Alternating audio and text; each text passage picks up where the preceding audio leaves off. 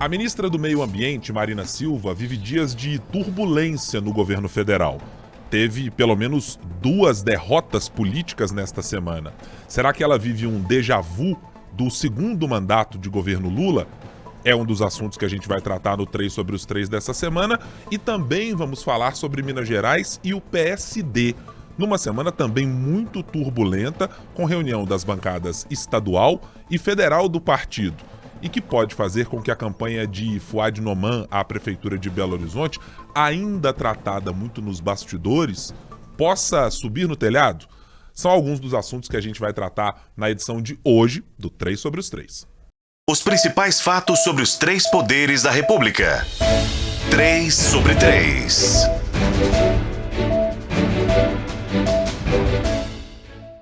Você que já nos acompanha semanalmente sabe, sempre às sextas-feiras nós estamos aqui com um episódio novo discutindo política nacional, a política mineira, por vezes da capital, e os assuntos que perpassam os 3 poderes da República. Sempre na minha companhia está aqui Marina Schettini, editora de política do jornal O Tempo. Oi Marina, tudo bem? Olá Guilherme, Ricardo, é um prazer estar aqui, eu tô joia, obrigada. Ricardo Correia, direto de Brasília, editor-chefe de O Tempo na capital federal. Como vai, Ricardo? Tudo bem? Tudo jóia, Guilherme, Marina, todos que nos acompanham. Um prazer mais uma vez falar com vocês. Só uma ressalva, né? Que você disse sempre aqui comigo. Não é sempre que tá aí com você, né, Guilherme? Mas assim, ultimamente temos sido bastante assíduos nesse programa, né? Sem férias, folgas, nem nada do tipo, né? É que afinal de contas, os trabalhos começaram no Congresso Nacional para valer, a gente também não podia ficar de fora dessa história, né? Portanto, a gente está mantendo aqui uma boa rotina, time titular em campo, estamos fazendo o deverzinho de casa, né? O que já me faz pensar que tá chegando aí junho, comecinho do mês, a gente precisa manter isso de estar todo mundo aqui às quintas-feiras, né? Da minha parte não há problema. Nem da minha. A gente precisa conversar melhor sobre esse assunto. Eu proponho uma reunião do Colégio de Líderes aqui um pouco depois, ou em algum momento, para que a gente defina essas pautas mais polêmicas, né? Essas que geram alguma controvérsia. Se você ver, nesse momento, gerou-se essa controvérsia aqui na mesa. Será que em junho todo mundo tem de estar aqui? É uma coisa para a gente discutir em outro momento mais oportuno. Não, e eu tô falando uma Corpus Christi, eu nem olhei se eu tô ou se eu não tô, então eu tô achando que você não tá, não, porque se eu tô... Tá vendo aí, ó, olha só, já temos aí uma indicação de uma ausência pré-confirmada por Marina Schettini, né? A Marina me deu a folga, não vou nem conferir na escala. Vejam bem, meus caros, tivemos nessa semana algumas sinalizações de que a vida do governo Lula, por um lado, apontou para algumas vantagens, né? Conseguir ver aprovado um texto importante do arcabouço fiscal, conseguir derrubar, inclusive vinculado a esse mesmo projeto, alguns dos destaques que podiam desidratar um pouco mais a proposta. Teve perdas, evidentemente, claro, mas a primeira sinalização positiva. Mas não é todo mundo no governo Lula que tem, certamente, essa mesma impressão de que foi uma semana exitosa. É o caso da ministra Marina Silva, que teve nessa noite de quarta-feira, a gente está gravando nessa quinta, 2 derrotas bastante expressivas ao tratar de competências que foram retiradas do Ministério do Meio Ambiente em meio à discussão sobre IBAMA e Petrobras e a exploração que leva a Marina Silva para o centro da discussão, acho que da pauta, ou de uma das pautas mais importantes no mundo. Não estamos tratando apenas do Brasil, não. Marina Silva... Vou ter que repetir aqui Marina por muitas vezes no dia de hoje, por motivos evidentes, né? Marina Silva, sua xará, teve a semana certamente mais difícil do governo até agora. Mas é uma semana para gerar, de fato, tamanha preocupação, em especial considerando o histórico da própria ministra, quando da outra passagem pelo governo Lula? Ah, sim, é para gerar preocupação. Guilherme, a Marina está tendo uma semana muito difícil, que não acabou ainda, né? A gente ainda vai ver outras possíveis decisões. Ela começou na quarta-feira à noite, tendo o ministério dela esvaziado. Teve também, está vivendo essa pressão da Petrobras, se concede ou não concede a licença, se o IBAMA vai conceder ou não, se vai conseguir manter a decisão. E ainda tem outras coisas, né? A Câmara deu uma acelerada ali, que deve votar o projeto do marco temporal das do Marco das Terras Indígenas, tem também a Mata Atlântica, que eles acabaram aprovando também ali algumas mudanças que podem liberar o desmatamento. Então, me parece até um recado para a ministra. Olha, você está criando dificuldade ali para o licenciamento, o IBAMA está criando dificuldade para o licenciamento da Petrobras, olha aqui uma retaliação, olha o que a gente pode fazer. Então, me parece até isso, porque foi tanta coisa acontecendo e ainda não acabou a história do IBAMA. A Petrobras falou que vai recorrer, o presidente Lula já deu sinais de que está mais tendendo para o lado da Petrobras, para o lado do ministro Alexandre Silveira nessa história, inclusive com um discurso muito parecido com o do Bolsonaro, que as pessoas daquela região têm direito, os moradores daquela região têm direito de consumir os bens que todos nós queremos, um discurso muito parecido com o de Bolsonaro. Então, acho que é um sinal de um déjà vu, sim, ali a Marina que ficou no governo Lula de 2003 até 2008, teve uma série, ela saiu depois de uma série de confusões. A gente lembra muito o embate dela com a ex-presidente Dilma Rousseff, né, por causa da usina de Belo Monte, que foi o estopim. Ela falou que podia perder o pescoço, mas não perderia o juízo. Uma frase que todo mundo está lembrando dela agora, porque justamente está muito parecido com aquela situação, então eu acho que está caminhando mais ou menos para o mesmo caminho. A Marina, por mais que ela não tenha falado muito, mas a gente já vê ali um quê de que ela sabe que o governo ou não conseguiu ou não se esforçou para evitar a desidratação do ministério dela. Então eu acho que aí já vai criando um ambiente para, dependendo de como essa situação do IBAMA vai se desenrolar, para a gente ter um desfecho com a saída dela. E é muito ruim, porque ela é uma ministra que não dá para demitir. E se ela é uma ministra que pede demissão, pega muito mal. Ela já deu algumas falas muito firmes ali, né? O discurso dela foi muito forte, dizendo que fecha portas, que não há reputação, que mantenha o país em bons lençóis ambientalmente, se tudo que a legislação ambiental que a gente tem for desfeito. Então, ela já fez um discurso ali muito firme e eu acho que já é uma sinalização de que ela não fica dependendo do desfecho que tiver a situação com o IBAMA. Ricardo, você compartilha dessa mesma avaliação da Marina, de que talvez Marina Silva esteja, não sei se com os dias contados, talvez eu esteja levando a discussão para muito além de onde ela chegou, mas que deu uma primeira sinalização, e é claro, a gente não pode esquecer do passado e de como a ex-ministra saiu àquela época, a atual ministra novamente. Tem um sinal claro de que, e até nas falas da própria ministra, de que esse grau de insatisfação e de que essa maneira com que o governo tratou pode começar a ser aquele picotezinho que a tesoura começa a dar na corda de aliança de Marina com o governo Lula? Olha, não sei, eu acho que a situação é um pouco diferente daquela, talvez até para pior do ponto de vista da Marina Silva, porque se a gente lembrar daqueles episódios de 2008, né, primeiro, o governo tinha um controle sobre o Congresso, ele tinha uma capacidade de fazer valer aquilo que ele pretendia, né? E a Marina ficou incomodada, né? Primeiro com as primeiras discussões sobre Belo Monte, mas depois também com o fato do programa Amazônia Sustentável ter ficado nas mãos do Mangabeira Unger, né? Além de uma interferência do Reinaldo Stefanes, que era o ministro da Agricultura, na restrição de crédito para desmatamento. E ela, naquela ocasião, se sentiu desprestigiada pelos demais ministros, sendo que o governo, naquele caso específico, poderia fazer alguma coisa. Eu acho que é diferente da situação de agora, primeiro porque há um reconhecimento de que o governo não consegue tudo no Congresso. Aliás, é mais fácil o governo perder tudo do que ganhar tudo. Para ele ganhar alguma coisa, ele acaba tendo que ceder outra. Então, eu acho que a Marina, apesar das desavenças com alguns ministros, tem a consciência de que o problema está mais no Congresso do que dentro do Executivo, neste caso específico. E ela tem menos capital político hoje, apesar do prestígio internacional, do prestígio que ela ganhou na pauta ambiental, a Marina não dificilmente seria candidata à presidência novamente, uma candidata viável. Naquele momento havia uma ideia de que a Marina poderia ser uma substituta de Lula, né? Havia uma disputa, inclusive, entre Marina e Dilma, e muita gente diz que, no fim das contas, a saída se deu muito mais porque Lula prestigiou Dilma em detrimento a ela, em razão das disputas futuras à presidência da República. Então, o cenário é um pouco diferente. Agora, é óbvio que o governo também deixa recados de que não está muito disposto a ir à frente pelos desejos da Marina, né? Só para a gente lembrar das coisas que foram votadas na quarta-feira. Marco temporal, que foi a urgência do marco temporal, o governo liberou a bancada, ou seja, cada um vota como quiser. O afrouxamento das regras ambientais da Mata Atlântica, o governo votou a favor, recomendou o voto a favor. E a reestruturação, a MP da reestruturação da esplanada, o governo também orientou a favor. Apesar de haver uma mudança no texto original do governo, votou a favor. E fez isso tudo porque optou por trocar uma pressão na área ambiental por outras vitórias que ele precisava ter. Então, o que se diz nos bastidores é de que a articulação do arcabouço fiscal e uma articulação para proteger o ministro Rui Costa de perder poder, eles queriam tirar algumas coisas da Casa Civil.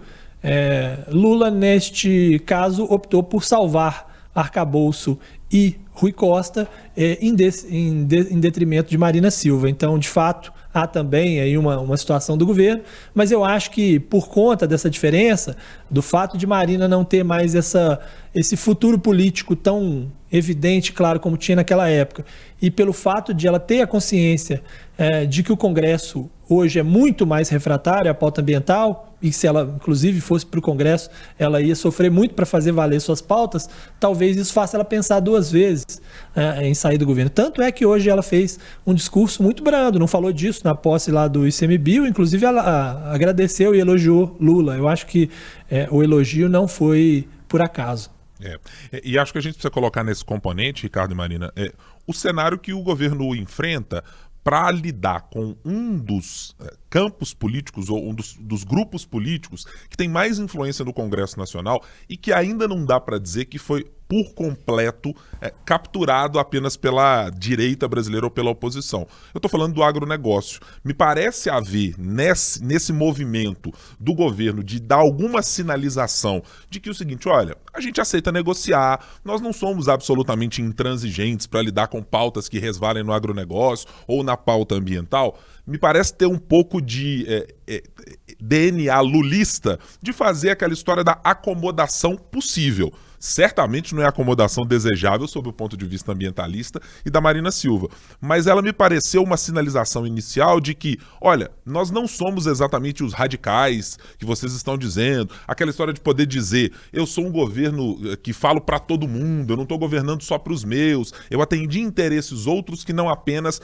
a pauta que estava colocada pelo meu governo e pelos integrantes mais próximos de Marina Silva. Eu acho que ficou claro para mim que o presidente Lula usou dessa estratégia, inclusive porque ela é muito necessária pelo que o Ricardo disse.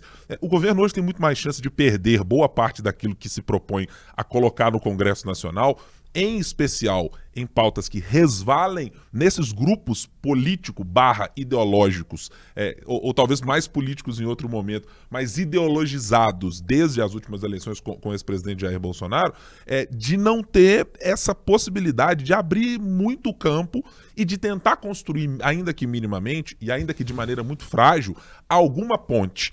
Quando a gente ouviu na semana passada integrantes ao falarem sobre a CPI do MST, e dizendo o seguinte, com o governo Lula não tem jeito, nós conversamos com o vice-presidente Geraldo Alckmin e que foi lá num evento do MST, não dá para aceitar isso, etc. Tem ali algo de, me parecer, o governo fazer o seguinte, olha, dá para perder com Marina Silva alguma coisa? Sim. Mas, ao fim e ao cabo, essas competências não saíram das mãos do governo, né? Ainda que elas tenham enfraquecido diretamente a atuação pessoal e da pasta de Marina Silva, elas estão ainda alocadas dentro do governo e há ali alguma margem de manobra. Pode ser que algum partido, ou do centro, ou dessa base muito volátil e muito flutuante, queira um espaço nesse ministério que tem lá uma nova competência? Sim, é possível que isso aconteça.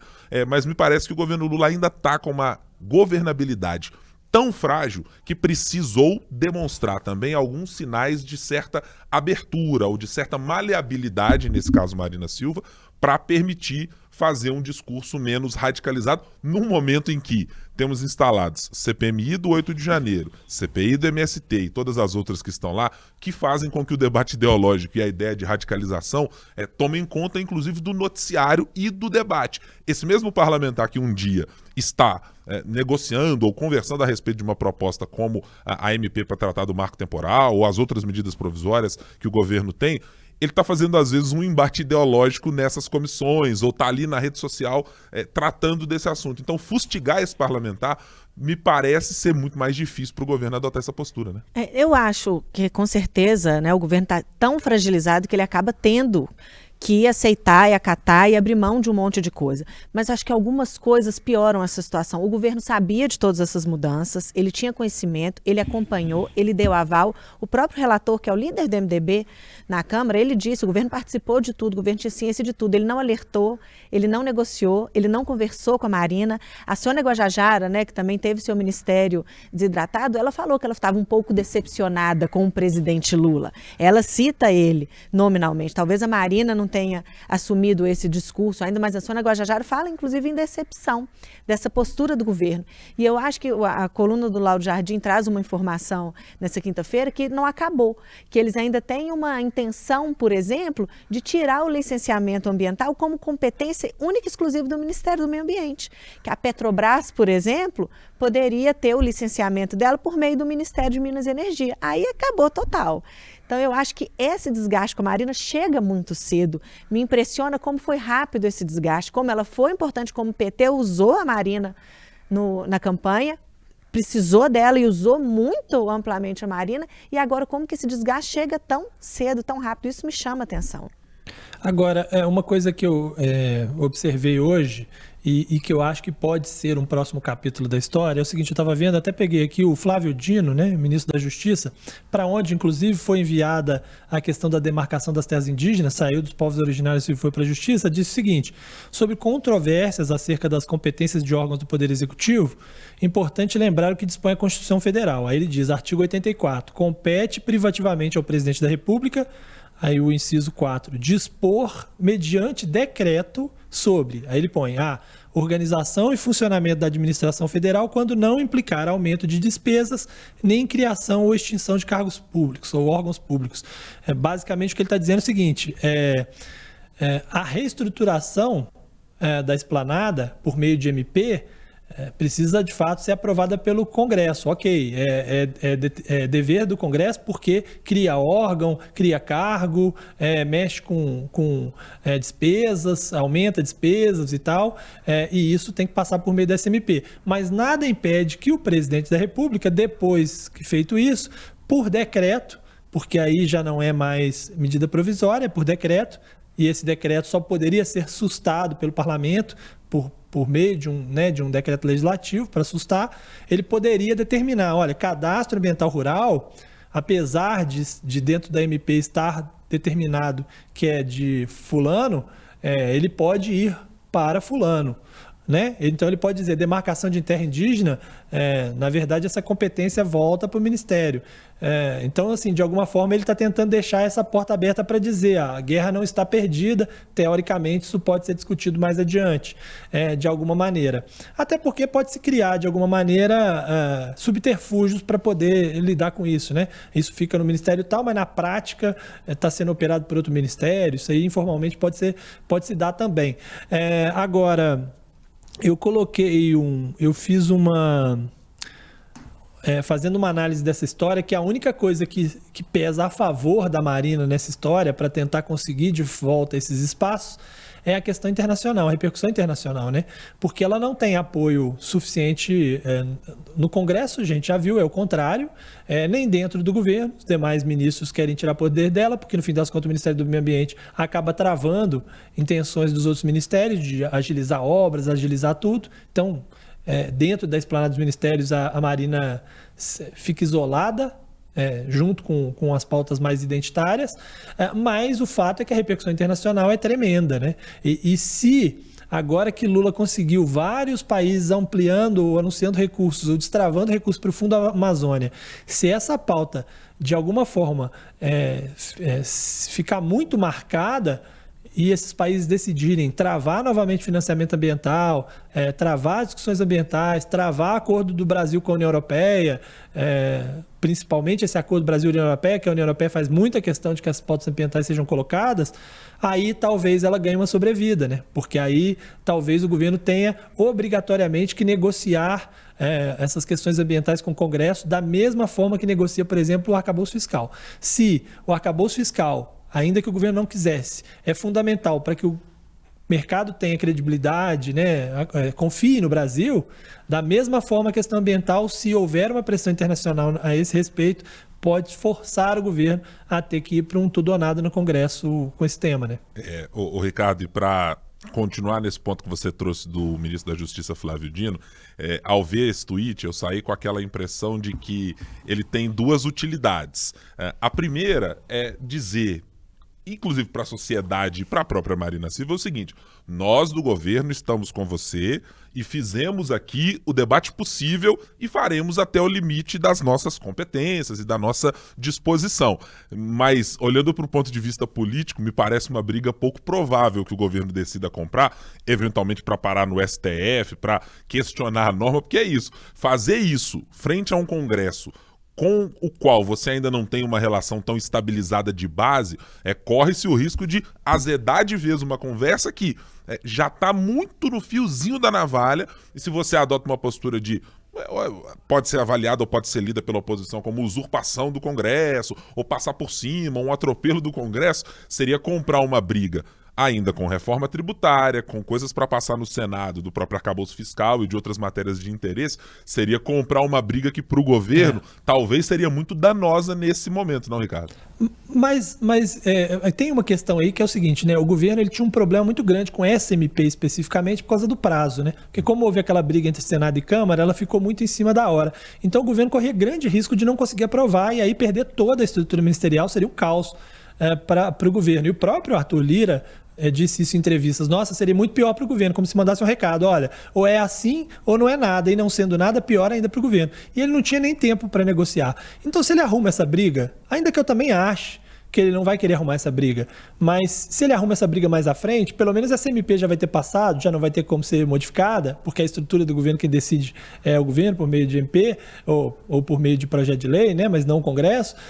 Se ele resolve esse problema, depois ele tem tempo para ganhar ou perder, negociar mais para frente e tentar vencer essa guerra. Mas nesse caso específico, a minha avaliação, ele não tinha o que fazer, porque ele não tinha escolha do ponto de vista de tempo, né? Ou ele, se ele não tem força política, e me parece que ele não tem mesmo, ou ele aprova um pedaço, ou ele não aprovava nada, né? E aquele negócio, né? A política, como muda bastante, a gente outrora falava de queda de ministro, ou uma possibilidade que isso acontecesse, com Daniela do Vaguinho e com Juscelino Filho. Duas figuras que já estão absolutamente apagadas nesse momento do governo Lula, e a gente trouxe Marina Silva para o meio do turbilhão. É essa história de ter um governo também multifacetado, com um monte de gente. E o Silveira, né? É verdade, a gente falava do Silveira sofrendo dentro do governo, pressões dentro do governo, e agora é o Silveira que está forte contra a Marina. Com política da Petrobras sendo modificada, com tudo mais. É isso, gente. São essas mudanças na política que surpreendem até nós, jornalistas, que estamos diariamente lidando com isso, né? Vamos passar aqui para discutir também a nossa pauta de Minas Gerais, mas ela tem contornos nacionais. Aliás, se tem um partido que é capaz de fazer contornos nacionais e influenciar de maneiras diferentes num monte de localidades, é o PSD. Tivemos nessa semana uma reunião que, por mais de uma fonte, foi dita como acalorada entre o prefeito de Belo Horizonte, Fuad Noman, e as bancadas estadual e mineira do PSD. Saiu-se dessa reunião com algumas definições e com sinais de alerta.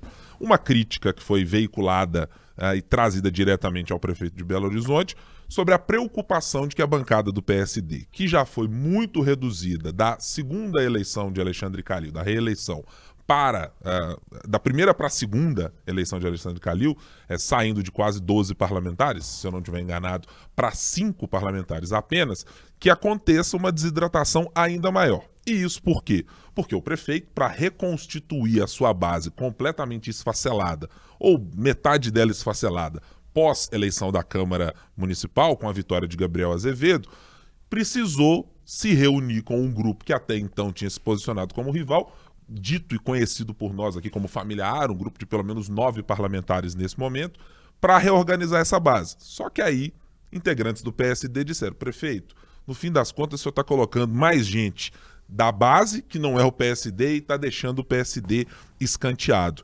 Marina, no dia seguinte tivemos uma sinalização muito importante para esse caso. um ex-vereador que não conseguiu se reeleger, Oswaldo Lopes, conseguiu um cargo na Prefeitura de Belo Horizonte para entrar na pasta do meio ambiente. Não como um secretário, mas conseguiu esse cargo. O PSD revela sempre muitas surpresas, mas nesse caso parece haver uma insatisfação muito clara com o prefeito de Belo Horizonte, Fouad Noman, e a necessidade muito legítima de que ele recompusesse a sua base, mas deixando o PSD de lado, né? O Fouad está cada vez mais pressionado, mais acuado e perdendo cada vez mais apoio, perdendo inclusive dentro do PSD, né, Guilherme? Essa reunião do início da semana, ela escancarou isso de uma maneira, escancarou a fragilidade dele, o quanto ele está acuado, de uma maneira que não deixa dúvida, tanto que a reivindicação do Oswaldo Lopes foi atendida quase que imediatamente. No dia seguinte, ele já tinha um cargo de secretário adjunto de meio ambiente. Então mostra realmente que ele está sem saber ali para onde ir. E ele está tão perdido que essa nomeação ainda criou um problema para ele dentro da base dele na Câmara. Os vereadores ficaram danados da vida, porque, pô, prefeito, é mais alguém que tem pretensão de ser candidato a vereador no ano que vem que o senhor está colocando aí dentro da prefeitura. Está dando para ele poder e criou um problema também com a bancada da causa animal, porque é a causa do Oswaldo, então é mais uma competição para ele. Então ele vai criando aqueles problemas, todo mundo vendo, a oposição, a base, eles sentem um cheiro do desespero ali do Fouad. O Marcelo Aro também, olha o tanto de problema. O Marcelo Aro já conseguiu as secretarias e não para de pedir, porque ele sabe que ele vai pedindo e o Fouad vai atendendo, porque o Fouad não tem saída. E ele tem 9 parlamentares para pedir espaço, né? Para pedir. Então, assim, até nessa reunião, a gente chegou a ouvir depois da reunião que o PSD não vai mais dar apoio ao Fouad para a prefeitura. Se a gente discutisse isso, se alguém falasse com a gente alguns meses atrás, a gente já falou, pô, isso não tem a menor condição, o cara está com a caneta da mão de Belo Horizonte, ele é o prefeito de Belo Horizonte. Por mais que ainda me cause estranheza, eu acho muito radical essa análise, eu acho que é forçar um pouco, mas não me soa assim tão maluco pensar nisso. O PSD sabe que o Fouad está com muito problema. No dia seguinte, as lideranças ali do PSD chegaram, não é isso, ele tem nosso apoio, ele vai ser candidato se ele quiser, mas já está se movimentando para tentar salvar o Fouad e fazer com que o Fouad se fortaleça, inclusive para bater de frente, principalmente com o Gabriel Azevedo, que é quem causa para eles os maiores desgastes e parece desconcertar o prefeito de uma maneira que ele não consegue nem agir. Eles estão pegando o Fouad pela mão mesmo. Já começaram aí em agendas externas com o prefeito para tentar ensinar ele ali como é que faz. Há um plano de sentar para conversar com o vereador e cobrar apoio, por exemplo, Novo. A birra do pessoal do PSD é o seguinte, olha, o PSD tem 9 deputados na Assembleia dando apoio ao governador do Novo.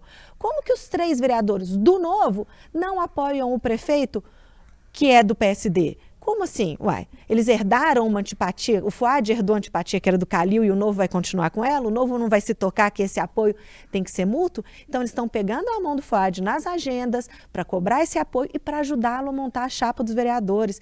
Eles têm esses 5, eles querem fazer 7 na próxima eleição e eles entendem que ou o Fouad não está se esforçando ou o Fouad não entendeu como é que funciona, que para você montar essa chapa de vereadores, você precisa de ter estrutura, cargo, né?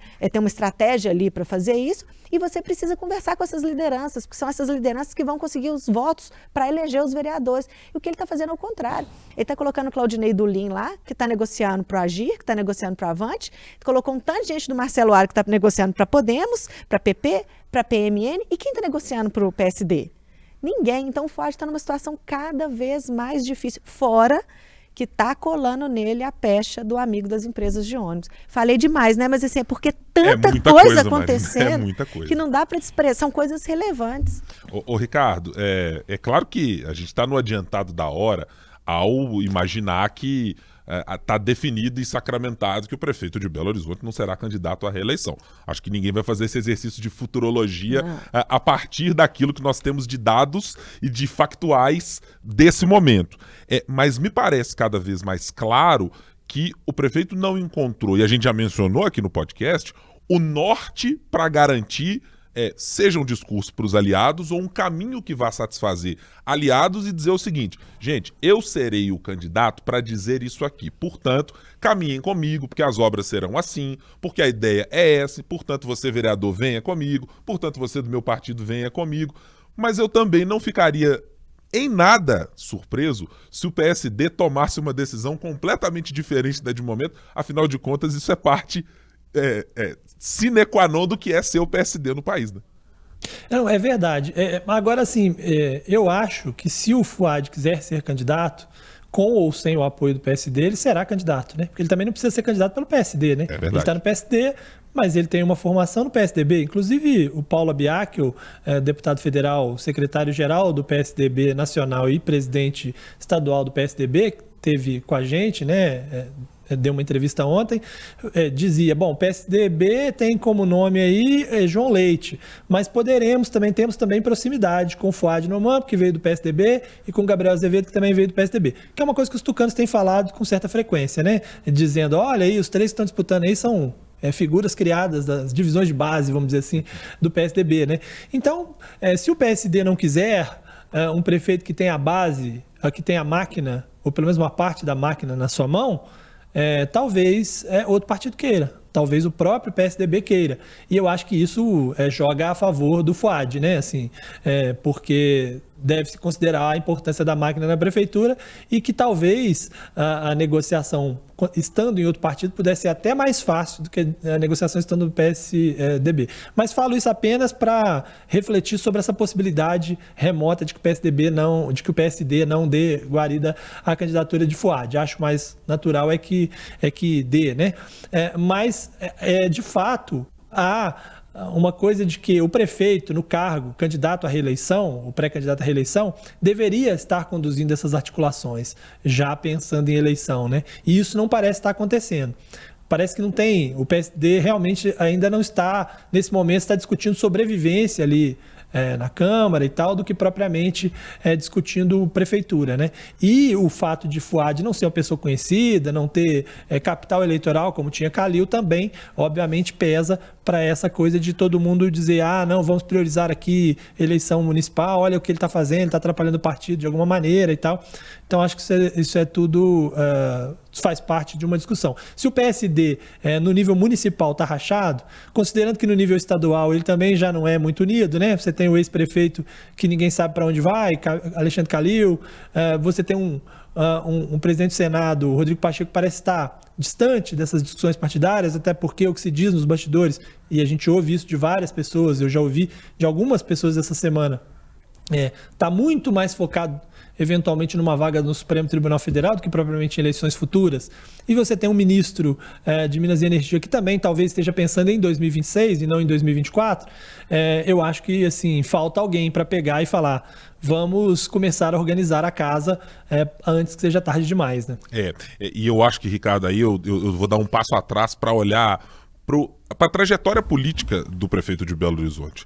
O prefeito está naquela cadeira, evidentemente pelos méritos eleitorais de estar na chapa do prefeito eleito Alexandre Calil, mas ele nunca foi um perfil político. Portanto, para Fuad Noman encontrar, assim que assumiu a cadeira de prefeito, um articulador político, e eu estou dizendo daquela pessoa que vai sentar com os vereadores, senta com a base de governo, entende as demandas, mas para fazer a tabelinha, né, de dizer, olha, tudo bem, para eu garantir isso aqui, você precisa me garantir voto aqui, ou você precisa me acompanhar nesse evento, ou isso aqui na sua base eleitoral precisa abrir portas para mim. Isso nunca foi o métier do atual prefeito de Belo Horizonte. Não, acho que em alguma medida não deveríamos nos surpreender com o prefeito de Belo Horizonte ter dificuldades de articulação política. E adiciona um segundo componente a isso. Por mais que os discursos da Câmara Municipal tenham sido na direção de que o problema que havia entre Executivo e Legislativo estava circunscrito a Alexandre Calil, e que com Josué Valadão mantido no cargo de secretário de governo, saindo de Calil e continuando com o prefeito Fuad, não, agora o diálogo mudou, as coisas serão diferentes, tudo vai se modificar. A estrutura base que mantinha a crise instaurada e a briga entre a Câmara Municipal e o Legislativo, o Executivo, melhor dizendo, ela não foi modificada. Quer dizer, a mesma pessoa que negociava antes os apoios também negociava. Algumas mudanças foram feitas, mas em cargos de segundo escalão nessa relação. Se você pegar o ex-vereador Silvinho Rezende, por exemplo, que era alguém que fazia uma articulação com a Câmara Municipal, deixou o cargo, veio Luzia Ferreira, ex-presidente da Câmara, que tinha ali um certo tamanho para negociar com alguns dos vereadores, mas também deixou o cargo pouco tempo depois. Então eu acho que tem um componente maior desse cenário de Fuad Noman, que é não encontrar um eixo e uma pessoa para fazer essa organização política que faz com que ele, de tempos em tempos, seja ou dragado para uma discussão que ele não gostaria, ou que ele seja empurrado para algum lugar bastante desconfortável. Eu ainda me surpreendo como a Prefeitura de Belo Horizonte, por tanto tempo, se manteve com Léo Burguês sendo o principal articulador. Porque Léo Burguês sempre foi um eminente articulador político do ponto de vista de ser líder de governo. Ele até conseguiu bons feitos, de fato, na gestão Alexandre Calil, com algumas aprovações. Mas é que você olha hoje em dia para a base do prefeito de Belo Horizonte e não encontra quem faça essa defesa fervorosa, quem consiga ir para o embate político, defender a Prefeitura de Belo Horizonte na Câmara, do tamanho que a gente imagina ter um líder de governo dizendo, olha, aqui é a Prefeitura de Belo Horizonte quem está dizendo, o acordo é assim.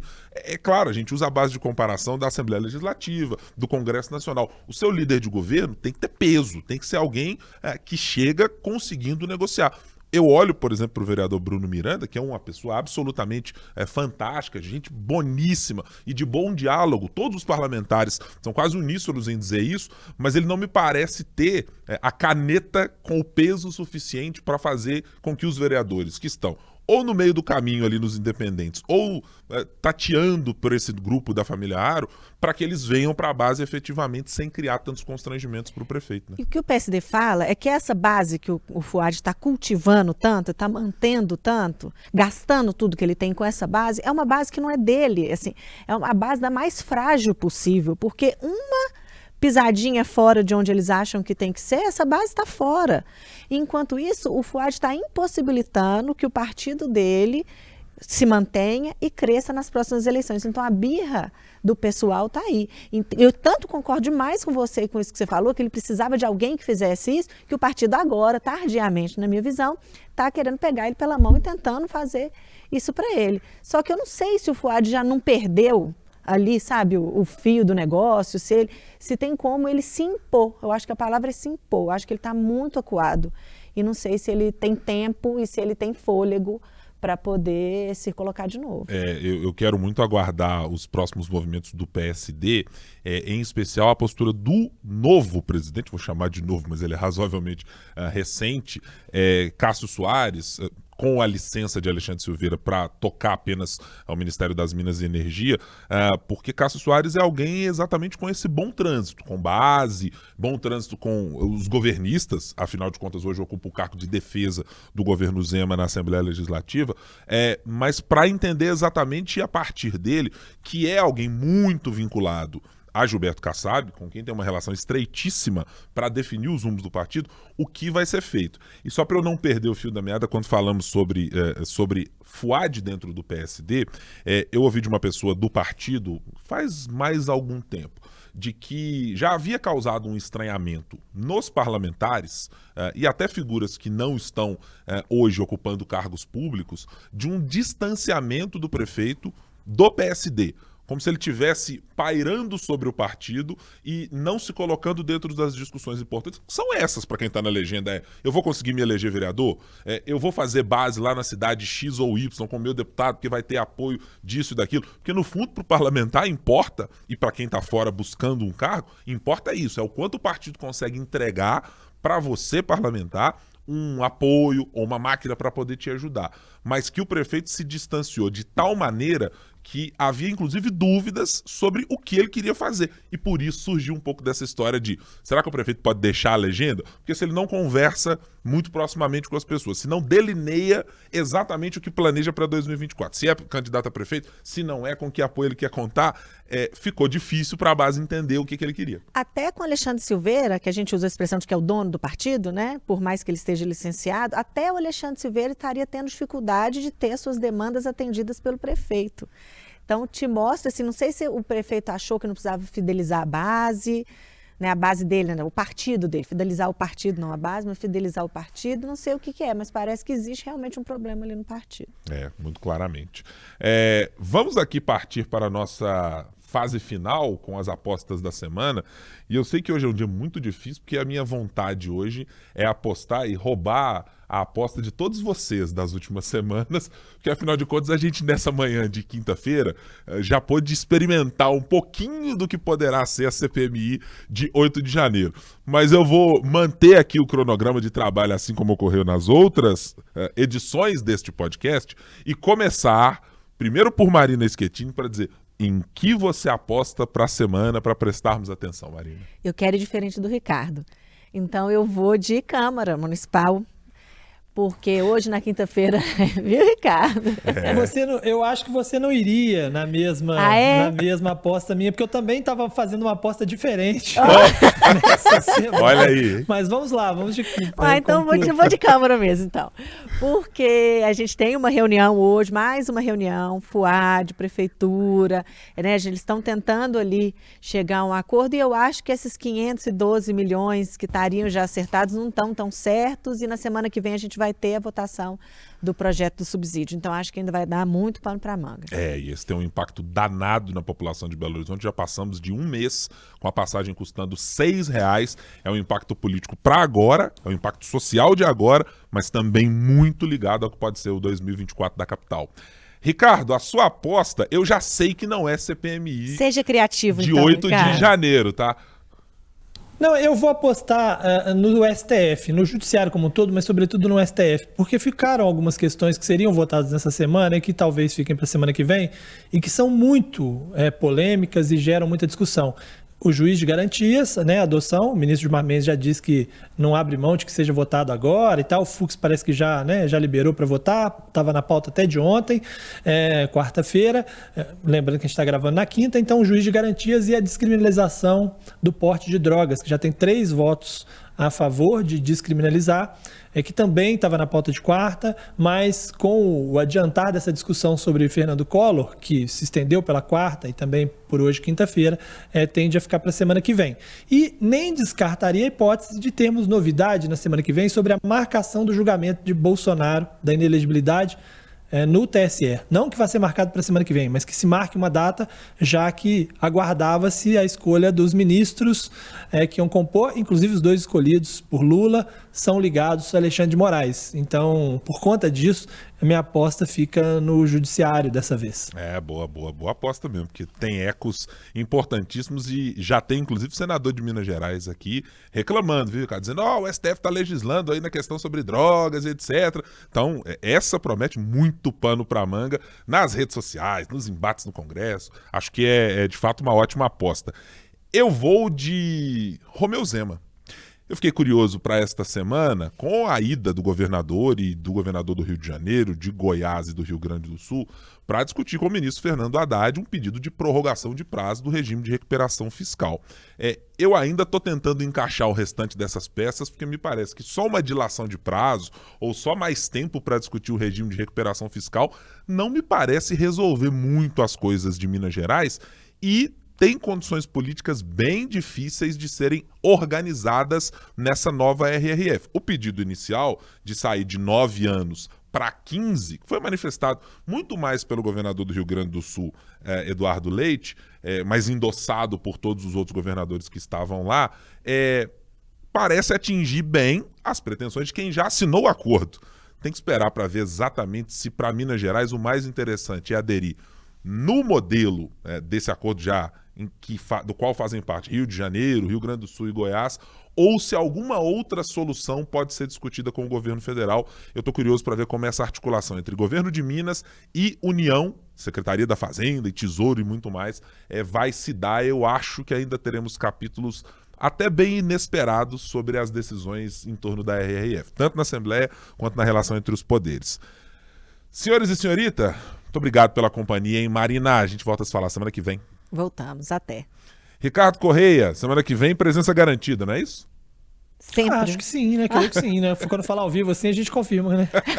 Com certeza. Semana que vem sempre, né, Ricardo? Aqui. Sempre. Pode contar comigo.